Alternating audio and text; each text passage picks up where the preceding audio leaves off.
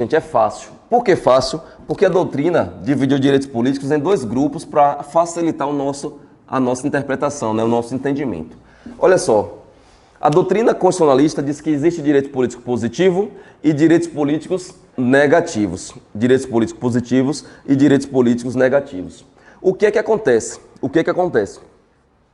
Se estamos falando no exercício de direito político e o direito político é direitos fundamentais, você tem que lembrar, não há direito fundamental absoluto.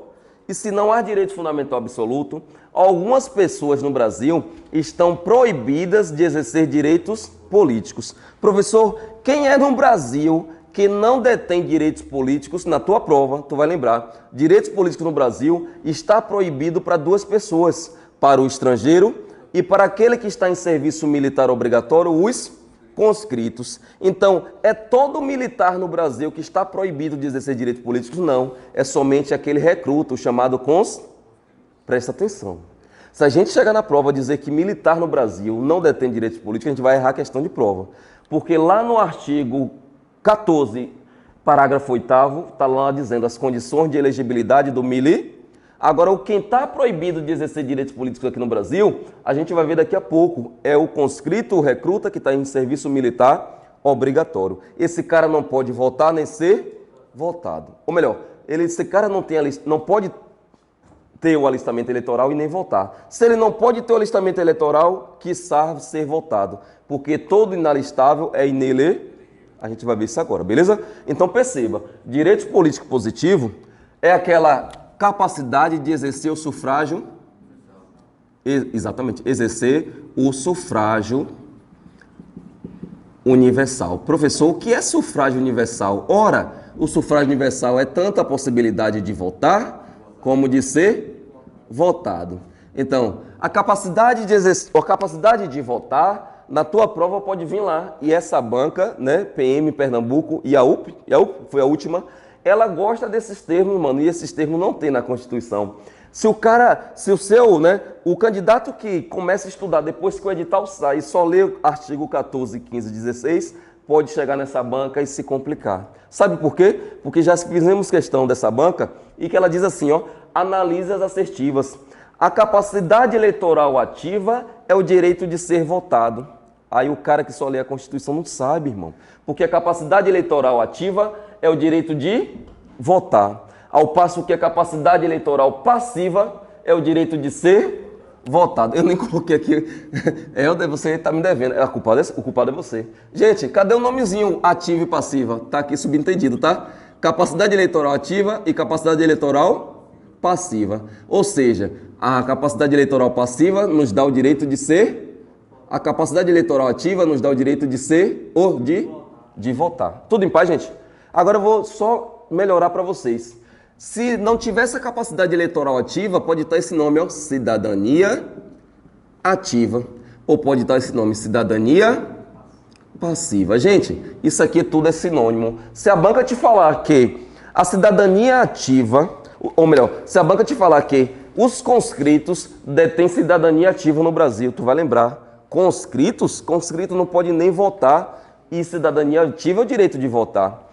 Então você vai dizer que está falso. Porque conscritos estrangeiros no Brasil não detêm nem cidadania ativa, nem cidadania... Tá legal, gente, o que eu estou falando? A banca e a UP, ela não só trabalha a letra de lei, ou melhor, a literalidade da norma constitucional. Ela trabalha esses conceitos, né? Aí que a doutrina assim firmou. Então você tem que conhecer esses conceitos para a gente não errar a questão de prova, certo? Não errar a questão de prova. Olha só, daqui a pouco a gente vai ver o que é capacidade eleitoral ativa, o que é que a Constituição diz e o que é a capacidade eleitoral passiva. Eu já vou apresentar logo o direito político negativo. Gente, se direito político positivo é quando a gente exerce o sufrágio universal, os direitos políticos negativos são os impedimentos que impossibilita da gente exercer os nossos direitos políticos. Então lembra, o que é direito político negativo? É algo que está impedindo da gente exercer os direitos políticos, seja capacidade eleitoral ativa ou passiva. Ou melhor dizendo, direito político negativo é impedimentos para o exercício do sufrágio universal. Tá legal, gente? Tá legal aí? Olha que questão, eu também já vi em prova. Pensa comigo, sufrágio universal é somente a capacidade de votar? Sufrágio universal é a capacidade de votar e ser votado. Olha que questão. Os estrangeiros, vi uma questão dessa, Helder, não estou lembrando agora para formular para vocês. Eu vou procurar essa questão em relação ao sufrágio universal e dizer que o sufrágio... Pronto, não estrangeiro não. O sufrágio universal faz relação somente com a capacidade de votar no Brasil, não. Sufrágio universal, ele faz relação tanto com a capacidade de votar como de ser... Não confunda isso aqui. Sufrágio universal é o exercício dos nossos direitos políticos. E por que é sufrágio universal? Porque no Brasil não existe sufrágio discriminatório, privilegiado, onde existia lá no Brasil Império, onde só podia votar de acordo com o voto censitário, quem tinha algumas condições econômicas. Hoje no Brasil, só vota quem tem condições econômicas? Não. Em regra, todo mundo pode votar e ser... E por que em regra? Porque existe pessoas que não podem votar, percebe? Mas no Brasil, só vota quem tem dinheiro ou só vota quem é médico, quem é advogado? Não, isso é características de sufrágio discriminatório. No Brasil, o sufrágio tem uma característica, e o dele é universal, beleza? É universal. Eu vou adiantar logo para a gente entender logo essa primeira parte, a gente finaliza e depois faz umas questões ali. Não desse assunto, mas a gente revisa um pouco de direitos individuais e coletivos. Já os direitos políticos negativos, professor, se é impedimentos, a gente vai estudar as hipóteses de inelegibilidades e as causas de perda ou suspensão dos direitos políticos. E por que perda ou suspensão? Observação. Porque se a banca te falar assim, ó, vedação... exatamente, irmão. Obrigado. Vedação não. Se a banca te falar assim, ó, cassação de direitos políticos, tu vai lembrar que isso aqui está errado. Cassação de direitos políticos no Brasil, isso aqui é proibido. É proibido, é vedada a cassação de direitos políticos, cuja cassação, a gente pode se falar em cassação de mandato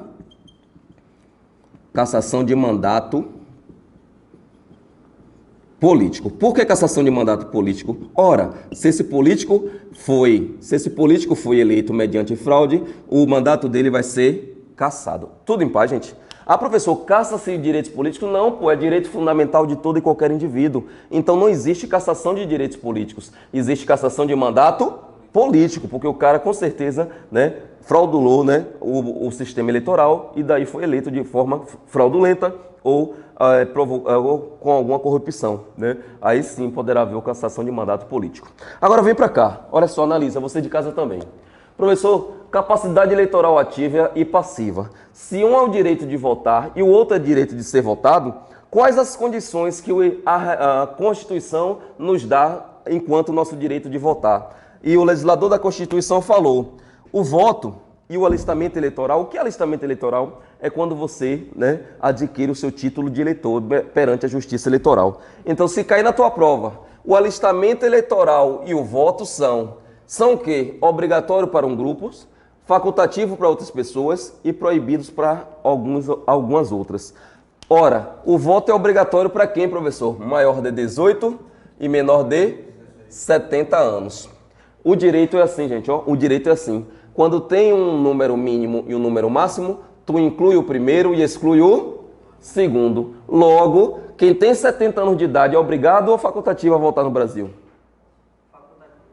Facultativo, porque a gente exclui esse segundo, percebe, gente? Mas quem tem 18 anos de idade, completou 18 anos de idade hoje, se a eleição é hoje, ele está obrigado a votar. Percebeu, gente? Percebeu? Todo mundo? Direito, quando tem o mínimo e o máximo, tu exclui o primeiro, ou inclui o primeiro e exclui o último. Sabe por quê? Olha só para a casinha aqui de baixo agora. Facultativo, não é obrigatório. Quem tem a faculdade de votar no Brasil? Aí tu me responde, maior de 16 e menor de 18. Bora lá para a regra agora? Inclui o primeiro, exclui o segundo, beleza? E não só aqui, não é nem aqui que eu estou falando, mas agora vem, ó. Quem também é facultativo a votar? Maior de 70. Se é maior de 70, está explicado, professor. Logo, quem faz 70 anos está na casa dos... Percebeu, gente, o que eu estou falando? Quem tem 70 anos de idade está na casa dos facultativos. Vai que cai na banca, mano. Suponha que, né, João com 70 anos de idade, aí fala, né, do direito de voto, e aí vem as questões. João com 70, ele já é facultativo a votar. Faz ou não faz diferença isso? Faz muito também, beleza? Às vezes o cara olha para aqui, maior de 70, maior de 18, menor de 70. Opa, 70 não é obrigatório, não. Ah, facultativo é 71? Não. Facultativo a partir dos 70 anos de idade. Show de bola? E quem mais é facultativo? O analfabeto, beleza? Analfabeto. Agora, professor, quem é que está terminantemente proibido de votar no Brasil? Aí tem dois caras, os conscritos e os estrangeiros. Agora vem. Questão boa de prova agora. Gente, a capacidade eleitoral ativa me responde, é o direito de votar. Logo, esses caras que detêm alistamento eleitoral, a gente chama ele de vou colocar aqui, alistáveis.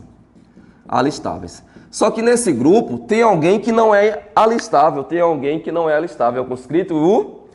Então, qual é a negação de alistáveis? Inalistáveis. Professor, ficou fácil. Então, no Brasil, os inalistáveis são conscritos e estrangeiros. Por que conscritos e estrangeiros, professor? Porque é a negação de alistável. E quem não é alistável no Brasil? Conscrito e estrangeiro. É difícil isso, gente? Aí vem a questão de prova. Olha para aquele quadro, questão de prova. De acordo com a Constituição Federal, os analfabetos são inalistáveis. Falso. Os analfabetos são mas não é obrigatório, é facultar. A gente parece ser besteira, mas muito candidato se perde com esses termos. Alistável e inalistável, pronto. Alistável é quem pode se alistar e votar, mano. E quem não é alistável a gente chama de inalistável. Só são dois, conscrito e estrangeiro. Tá legal, pessoas? Beleza? Tudo em paz. Então, olha para esses termos, não confunda. Por que não confunda? Porque aqui embaixo, nós estamos vendo agora as condições de ser votado. E as condições de ser votado no Brasil é as condições que a gente chama de elegibilidade. Eu já vou colocar aqui, mano. Então, se você pode ser votado no Brasil, então você é elegível, não é isso? Elegível. Qual é, professor, a negação de elegível? Inelegível. Olha só, inelegível. Olha só que massa agora. A Constituição disse assim, ó, se você quer ser um político, se você quer se candidatar a um cargo político, você atenda às condições previstas na nossa Constituição. Para você ser político no Brasil, no mínimo você tem que ser nacional. E nacionalidade brasileira, estudamos brasileiro nato e naturalizado. Aqui eu trago uma observação. Existe um cargo político aqui que é inerente prerrogativa do brasileiro nato. Qual é? Presidente Somente o cargo de presidente da República é um cargo que tem uma características, especiais, que necessita ser um brasileiro nato. Quem é esse nato? Somente quando se fala no presidente Tu não vai cair nessa regra não, ou nessa pegadinha, né? Governador, senador, cargo privativo brasileiro. Não, mano. Percebe? A gente vai ver daqui a pouco, falar um pouco de direito de nacionalidade, que existem alguns cargos ocupados necessariamente por brasileiros natos, beleza? E um deles é o presidente da República, beleza? E só isso, professor? Não. Para você também ser um candidato, ser um elegível, você tem que estar em pleno exercício dos seus direitos. E estar em pleno exercício dos seus direitos políticos é você não incidir nenhuma hipótese, nem de causa, nem de perda, que a gente vai ver daqui a pouco. Por exemplo, cai outra questão de prova PM em Pernambuco.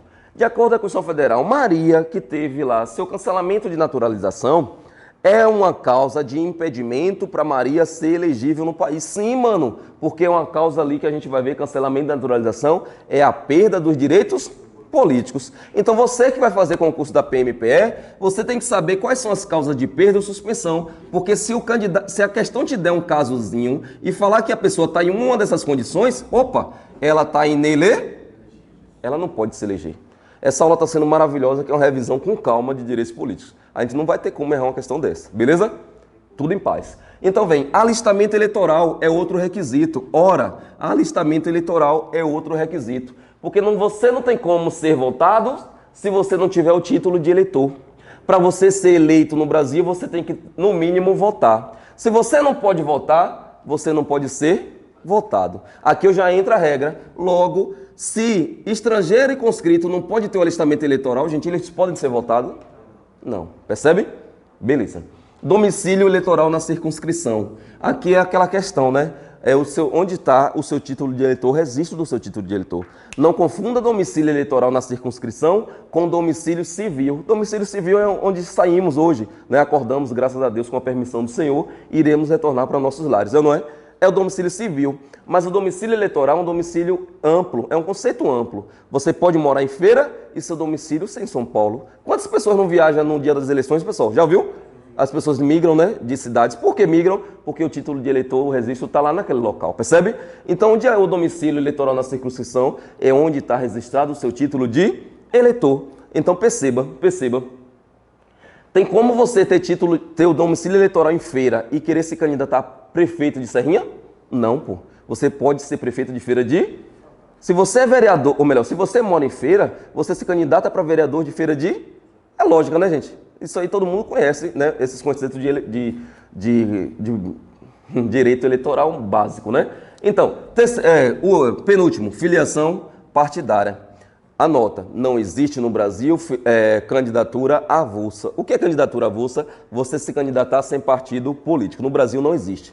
Ah, professor, eu vou agora lhe apertar em relação à filiação partidária. Porque lá está dizendo que o militar é elegível.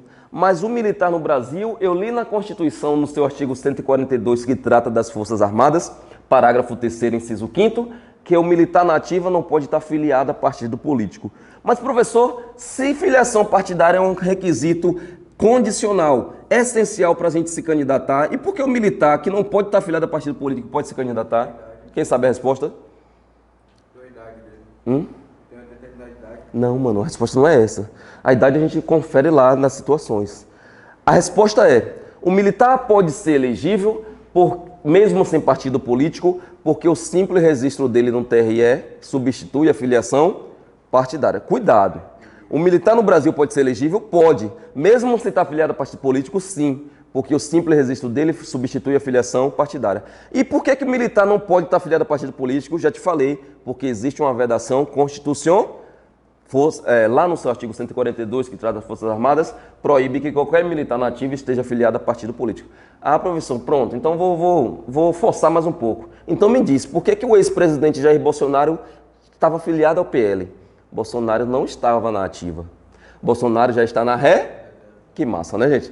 Que massa, beleza? Para quem não conhece direito constitucional aí fora, for falar, desculpa você de casa, mas for falar merda, você vai e diz, ô irmão, vai estudar um pouco direitos políticos, beleza?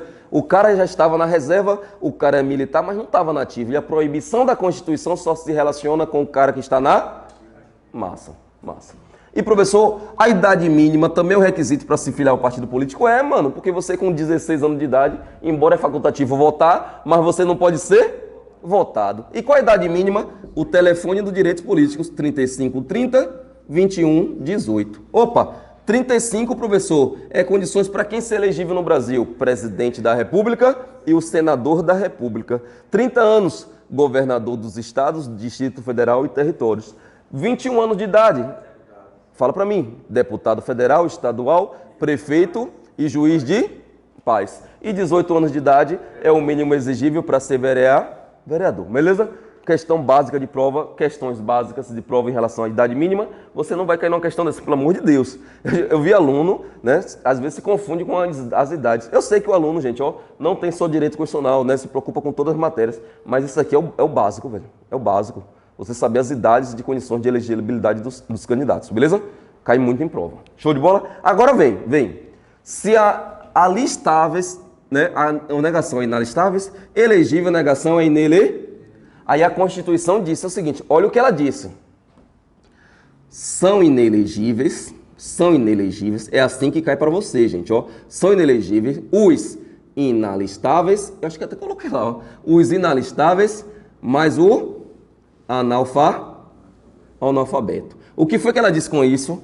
Que inalistável não pode ser candidato, não pode ser candidato, ele não pode ser votado. Logo, quem é inalistável? Conscritos e estrangeiros. E o analfabeto também, na mesma razão, ele não pode ser elegível, porque o analfabeto, ele, embora tenha a listabilidade, mas ele está na condição de inelegibilidade, ele não pode ser votado, beleza? Então não confunda com isso. Eu sempre brinco, né, nas minhas aulas, em que aquela brincadeirinha aqui salva vidas. Inalistáveis, inelegíveis. Eu sempre brinco. Inalistáveis, inelegíveis. Inalistáveis, inelegíveis. Se tu conseguir fazer isso na prova, é uma questão só, mas que é uma questão para tua aprovação.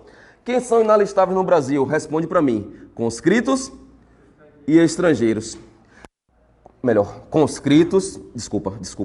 Conscritos e estrangeiros. Conscritos e estrangeiros. Agora, quem são inelegíveis na nossa prova, na nossa Constituição? Inelegíveis, aí tu repete, conscritos, estrangeiros, e tu lembra do analfabeto. Inelegível no Brasil é a loja que temos aqui no município de Feira, chamada C&A, ali na Senhor dos Passos e no Bom Levar, beleza? Chega a rima lá ele, né? Mas todo mundo entendeu, aí você de casa também. Quem é inelegível no Brasil? Conscritos, estrangeiros, analfabeto. Agora, quem é inalistável? Somente conscritos. A banca, sabendo disso, ela vai pegar quem, gente? Ó, sempre o analfabeto. Vai dizer, de acordo com a Constituição Federal, o analfabeto é inalistável e inelegível. Fala rápido. Aí você olha rápido aí. Certo? Errado. O analfabeto é alistável, mas é inelegível. Beleza? Alistável, mas... mas não pode ser votado, beleza? Então não confunda esses regramentos, não confunda essas diferenças, porque 70% de questões de direitos políticos envolvem as condições de alistabilidade e as condições de inelegibilidade, certo? Inelegibilidade. Vamos avançar aqui, a gente para dar uma pausa, né, daqui a pouco, para daí a gente retornar e fazer algumas questões, beleza? Olha só, inelegibilidades, acompanha. Inelegibilidades faz parte dos direitos políticos negativos. Olha o que a gente vai estudar agora. Inelegibilidade absoluta, inelegibilidade relativa.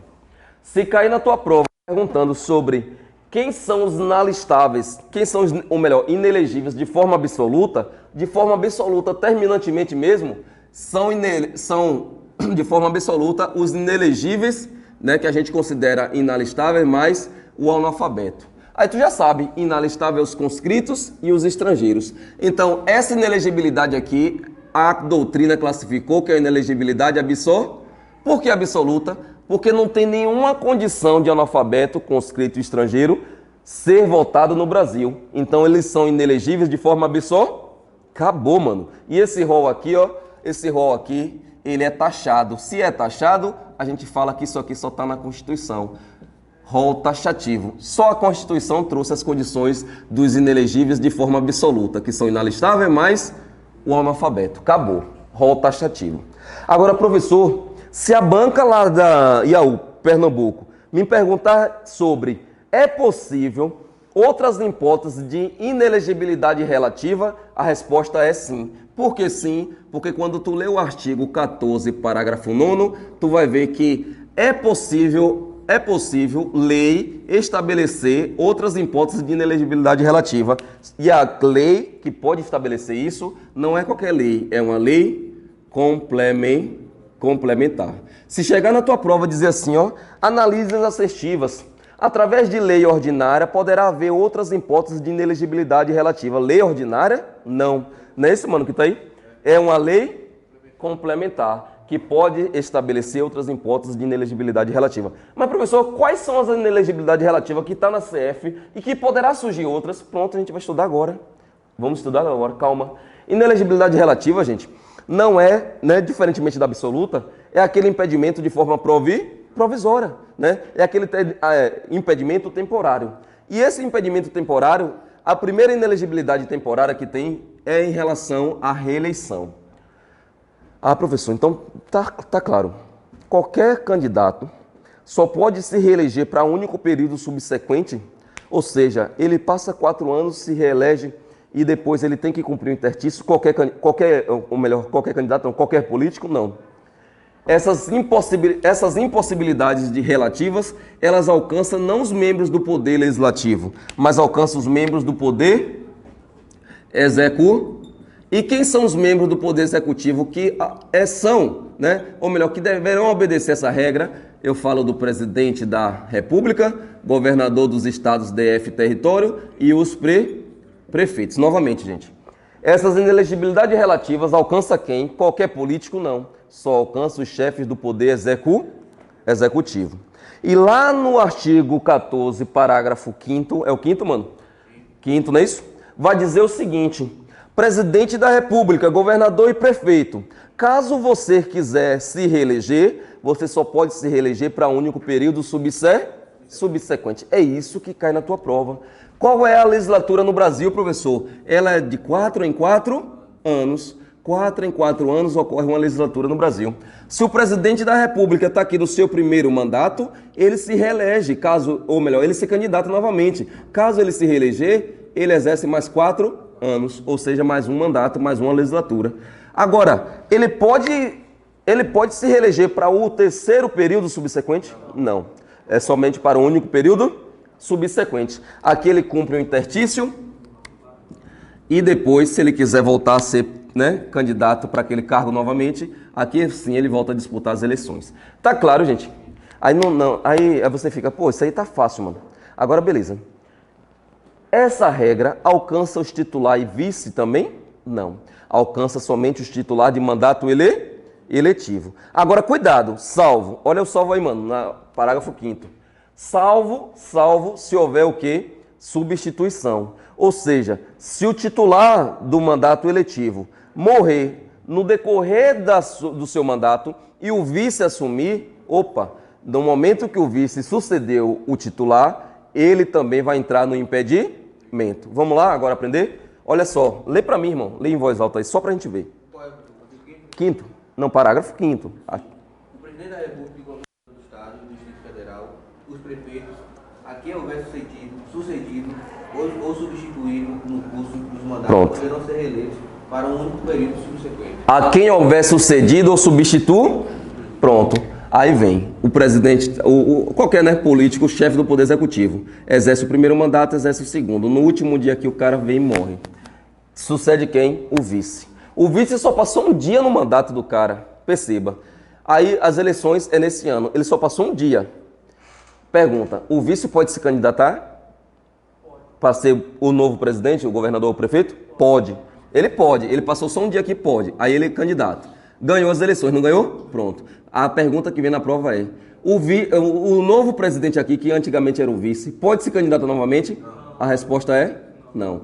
Ah, professor, mas foi só um dia que ele assumiu aqui, sucedeu. É um dia, já conta como uma, porque a Constituição disse, ou quem houver sucedido, ela não falou o prazo, ela não falou o tempo. Se quem houver sucedido, pode ser no último dia, mano. Todo mundo em paz, gente? Tranquilo? Beleza. Esse impedimento, novamente, só alcança o chefe do Poder Executivo. Segunda, professor, hipótese de inelegibilidade relativa. Agora eu vou falar num nome chamado desincompatibilização. O que é desincompatibilização? Novamente, essa regra, parágrafo 6º, ela também ataca somente membros do Poder Executivo, presidente, governador e prefeito. E desincompatibilização é aquele verdadeiro nome, está dizendo o seguinte: é necessário que presidente, governador e prefeito, para concorrer a outro cargo político, ele renuncie o seu cargo 6 meses antes do pleito. 6 meses. O que é pleito, gente? Eleições. Todo presidente, governador e prefeito que se quiser concorrer a outro cargo político, olha o que eu coloquei aqui, concorrer a outro, ele tem um impedimento. Tem que desincompatibilizar, ele tem que sair do cargo, ou melhor, renunciar ao seu cargo 6 meses antes do pleito. A banca, sabendo disso, coloca 1 ano, coloca 3 meses, beleza? Qual é o prazo? 6 meses antes do... Agora, se a banca fala assim, Maria, prefeita do município X, há 10 meses antes das eleições, renunciou ao seu cargo e para disputar outras eleições. Nessa condição, Maria poderá concorrer a outro cargo político? Sim, porque foi 10 meses antes. O mínimo é 6 meses antes do... Maria não pode renunciar de 6 meses para cá. Entendeu, gente? Massa. Beleza? Agora, novamente, ou quem houver sucedido, vai também entrar na regra, beleza? É a mesma regrinha para vocês. Aí a banca, sabendo disso, que é presidente, governador e prefeito, ela só muda. O senador do estado X, para disputar outro cargo, deve renunciar 6 meses antes do pleito. Senador?